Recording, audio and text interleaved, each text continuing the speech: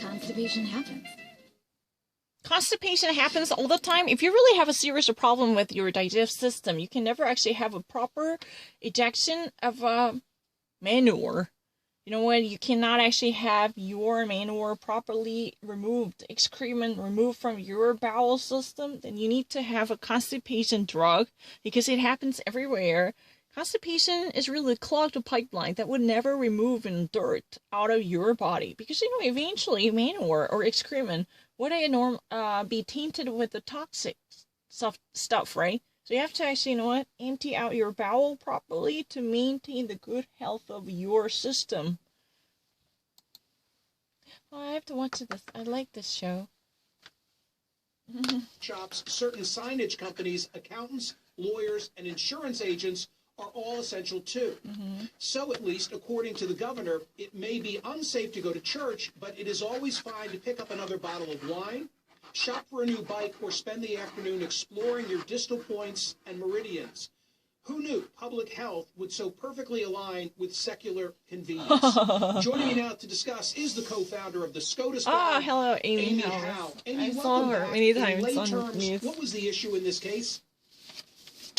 The issue in this case was whether or not the Supreme Court was going to lift or order New York State to lift these attendance limits on synagogues in New York City and the Roman Catholic churches in Brooklyn, pending appeal. And the churches and the synagogues argued that they violated their right to freely exercise their religion.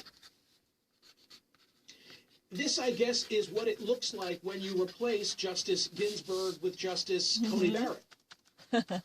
That's right. And Justice Ginsburg was, a very reliable member of the court's liberal wing. And back over the summer, when the court refused to block some of the restrictions in California and Nevada, the Chief Justice John Roberts joined the court's former liberal justices in voting to keep those restrictions in force. And the Chief Justice, in one of the opinions in this case, said essentially, the courts are not public health officers, and so we are going to defer to the judgments of politicians and the state legislatures, state officials on these questions in the pandemic when things are changing. And as you said, Justice Ginsburg passed away in September, and so very similar cases, although as even the Chief Justice pointed out in his opinion in this case, these restrictions are even more stringent than the ones in California and Nevada, but really also a very different court than we had back in the summer. Governor Cuomo thought this was all rather gratuitous. Let's watch. Here's what he had to say. It's irrelevant from any practical impact, right, exactly. Because the zone that they were talking about has already been moot. It expired last week. So I think this was really just an opportunity for the court to express its philosophy and politics. It doesn't have any practical effect. Amy Howe, is he correct? Well, that was certainly the argument that the state made, and that was the ground on which the Chief Justice dissented in this case. The Chief Justice said, look, these restrictions are more stringent than the ones that we left in place in California and Nevada. There may be something to the argument that they are unconstitutional, but we shouldn't decide this right now because the restrictions aren't in place. And the majority in this case, the 5 conservative justices, Alito, Thomas, Barrett, Gorsuch, and Kavanaugh, said, this is something that can change very quickly. COVID is getting worse again. The governor can come along and reimpose these at any time. We'd have to relitigate this. And so we're going to go ahead and say that the restrictions can't be applied to these synagogues and these churches. And Justice Brett Kavanaugh actually said in his concurring opinion, if they're not enforced, it doesn't really matter if we say that they can't enforce them. This was a per curiam opinion by the court, unsigned. But we think we know who wrote it. This is a per curiam opinion that is assigned by, the courts of friends who might actually be normally consultative for the actual expert opinion. But let me, since, this has been interrupted, it's not my own desire.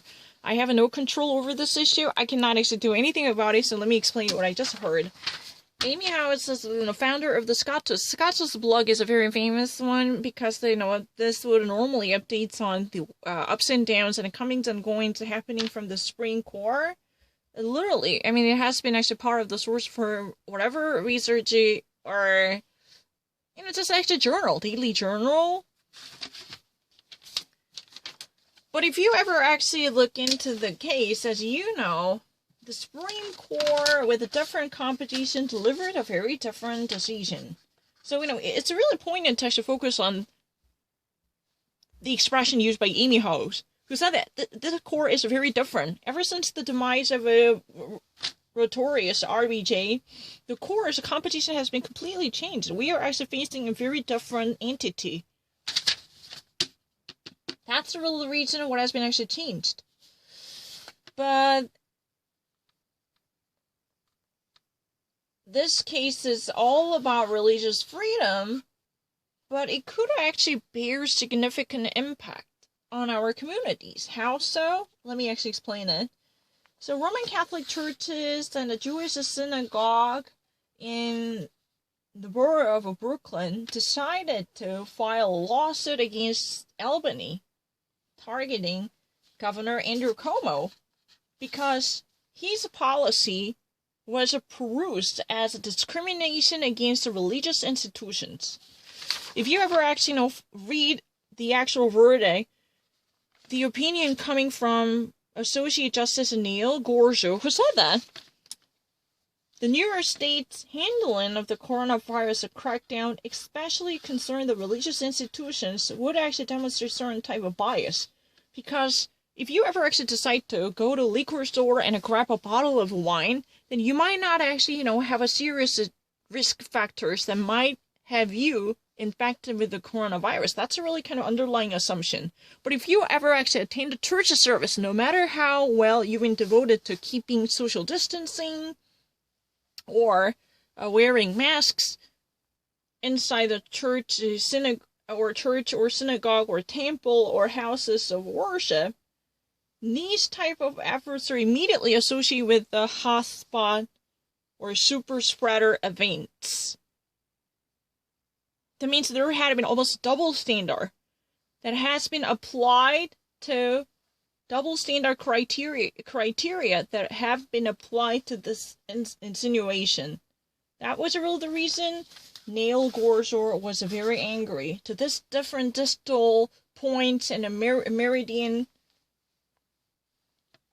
degrees. That means the actual extent and actual degree of recognition were likely to favor secular activities with a greater favoritism, as if we've been actually shielded from spreading virus from one host to another, as long as we've been actually partaking in non-religious activities, like, working out at the gym or buying a bottle of wine from a liquor store, or these type of a frequent hanging out with other human beings in the close distance would bear no significant consequence in the realm of pathology. That's their argument. Then this course ends certain discriminatory efforts by the state government. That was the gist of Justice Neil Gorsuch's argument. But in response to this court's decision, Governor Cuomo immediately made his follow-up. This is really a repost, right? He said that these particular institutions are already part of the zone that would not actually face serious restrictions, because the previously imposed lockdowns or irregularities, or I have to say this. The previously imposed rules and regulations were already removed and lifted up, so they were not likely to face immediate impact. there would be no immediate effect that would change their mode of business or conduct of a behavior. That's really the argument. Because these are really moot. It means they're irrelevant. No, there would be no practical effect that would immediately change the way they live their lives, the way they practice their religious ceremonies and services throughout their cathedrals or inside their congregation. No, because this zone has already been cleared from the area where numeric limits would be applied. Because, if you ever actually look into the case of New York, red and orange zones, these are two areas that are really dangerous one. So if you ever belong to orange, you need to actually have a serious limitation on the number of people who could be allowed inside the buildings. Especially if you're holding a religious ceremony. But the problem is these two different institutions, once upon a time part of orange zone, but now they are actually in the yellow zone. That means there would be no serious limitations on the number of people allowed inside the houses of worship. But the problem is the coronavirus crisis has a tendency to change its form very quickly. That means the nation is again overwhelmed with outbreaks of corona infections. So no one can actually guarantee how quickly this could actually be changed. And another thing that would actually demand our attention is, before the death of Justice Ginsburg, there had been a similar case challenging the authority of the state government willing to suppress a religious gathering in defense of public health. Especially states like Nevada or California, they already actually experienced a similar cases throughout the summer. Over the summer, there have been numerous cases banging on the door of a court in defense of religious freedom. They thought that their First Amendment guaranteed religious liberty would likely to face a serious incursion, and they actually feel their rights are being violated because of the public sanitary measures taken by the state authorities, whose Orwellian control are likely to diminish the sanctity of religious freedom.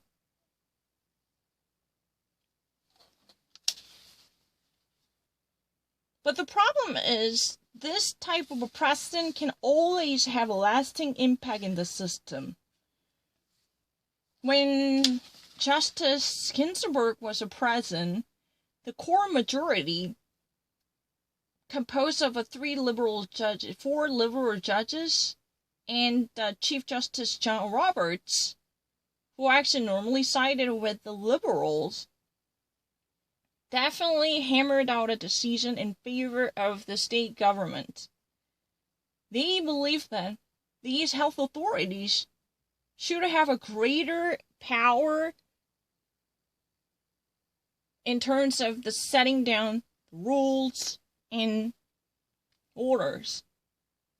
Because the justices are not really health experts. The politicians or legislators or administrators inside the regional or local government should work closely with health experts specializing in public health to make out a very refined decisions. Because this is not really ideological battle, and justices in the bench shall not extend their authority to meddle in the sector of public health based upon their common sense. This is not really area for second guessing. It would be really dangerous, just like Justice Sotomayor said. This would be a deadly game if, justices in the judicial branch would like to make inroads with health experts based upon their common sense or judicial philosophy. And that's not right. If you really want me to actually quote her, I can actually write her down. That's also the similar voice shared between liberal judges and John Roberts. Chief Justice John Roberts also said that the coronavirus management measures should also be made by local governments composed of politicians and public health experts. They should be given a greater power to modulate the intensity of measures in accordance with the actual circumstances happening in their own local states and districts. That's what it should be done. This is not really a speculation work that could ever be done by the legal experts or legal scholars or justices million miles away, because each state has their own difficulty. So even though New York Governor Andrew Cuomo truly downplayed the significance of today's verdict, not really today's verdict, but the latest verdict, tell the truth. However, this could actually have a long-lasting impact, because no one can actually guarantee how worse the corona pandemic crisis could get in the future. Think about it. Even if we depict the situation as gratuitous, that means unnecessary and impractical decision made by the court to express their commitment, the justice's commitment to the First Amendment, it's really kind of one venue to express their political philosophy and politics. But it's a really completely different issue to think about the practical effects created by this verdict, because these institutions no longer belong to the area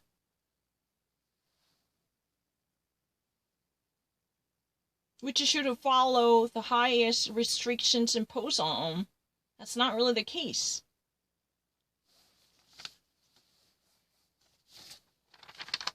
However, following from the Scottish blogger founder Amy Ho, no one can actually see what would happen in the trajectory of the coronavirus. So this precedent can have impact on different regions, especially in the western side of the United States. Along the West Coast, there are many different emerging cases out there. So if these religious communities want to resort to the precedent laid down by this newly shuffled Supreme Court, then they could go more audacious, and this could be a real, consequential, and eventful landmark case. Think about it. What if some radical church which actually is situated in California, but right now California is wrestling with a massive number of people infected with the coronavirus. But despite all, this church of congregants really wants to attend the service, and they actually tackle the state law, levying very strict restrictions on their church services.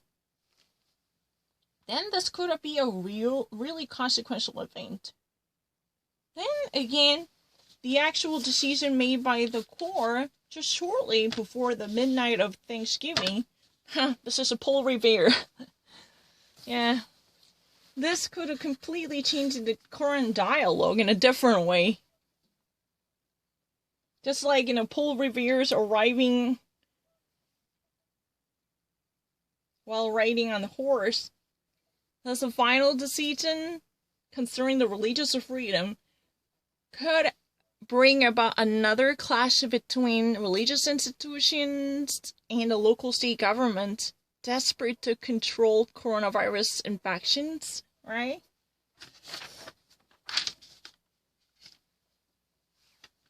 And one thing I actually didn't mention is Justice Kavanaugh's opinion.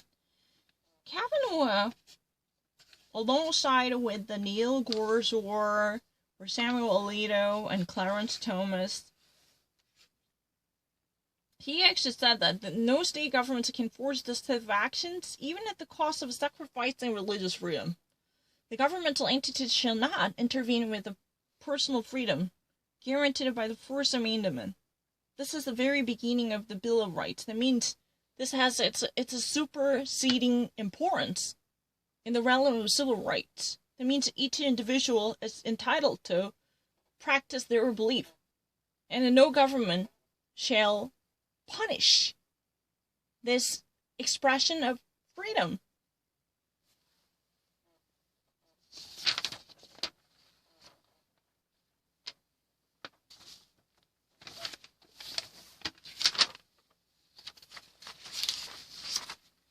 So the meaningful event here is simply having another justice instead of Justice Ruth Bader Ginsburg, who's been known for the beacon of liberal agendas, could sway the court's pendulum to the entirely different direction. And this is one incident that reflects immediate upside down, inside out alteration that just took place in the core after that replacement. That's very meaningful, because there was almost exactly similar nature's court case was there. At that time, the core majority, 5, was on the other side because of RBJ. The Ruth Bader Ginsburg was taking side with this. But that one departure from the left to the right completely changed the palette. That's a very significant, right? But the problem is, unlike Andrew Cuomo's desperate trial to downgrade the significance of this decision, it could truly have a serious impact on different side of the country. Because, in the United States, the coronavirus is ramping up its intensity to affect more and more people with viciousness. It means there are certain radical folks who just really like to, hold on to this gospel, saying that, hey, the Supreme Court allowed us to have religious ceremonies no matter what. Look at this. And this could eventually promise another hefty illegal battles or clash between state governments and religious communities, for sure. And it could actually have a very lasting impact. This is really the harbinger of religious freedom in the long run, because the nation is deeply swamped in the COVID-19 quagmire. Who knows how long it would last, right?